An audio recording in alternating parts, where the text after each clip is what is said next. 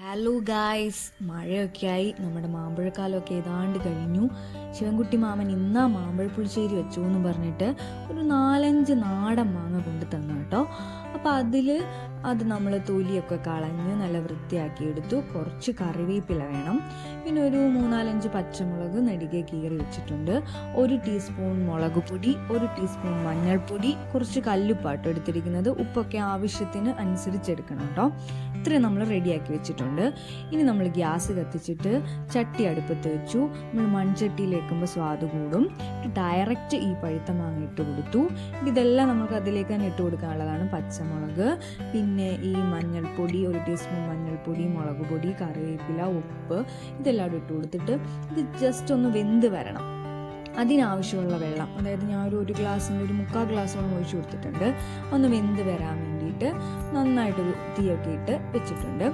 എന്നിട്ട് തേങ്ങ ചിരകിയത്, ജീരകം, ചെറിയുള്ളി, ഇത് നമുക്ക് ഫൈനായിട്ട് അരച്ചെടുക്കണം. മാങ്ങ വെന്തതിന് ശേഷം ഇതിലേക്ക് ആഡ് ചെയ്ത് കൊടുക്കണം. എന്നിട്ട് നന്നായിട്ട് മിക്സ് ചെയ്ത് കൊടുക്കണം. ഉപ്പൊക്കെ വേണമെങ്കിൽ ആഡ് ചെയ്ത് കൊടുക്കണം.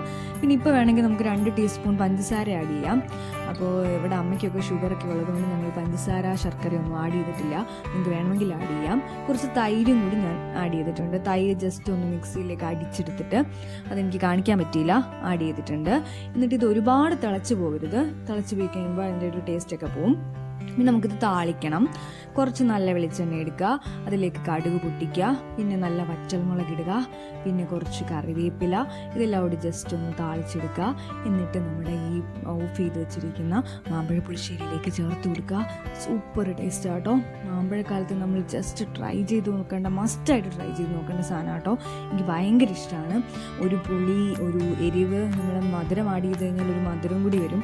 മാമ്പഴം ആയതുകൊണ്ട് എനിക്ക് നാച്ചുറലായിട്ട് മാമ്പഴത്തിൻ്റെ ഒരു മധുരം ഉണ്ടായിരുന്നു. എല്ലാവരും ട്രൈ ചെയ്ത് നോക്കണം. Okay, by.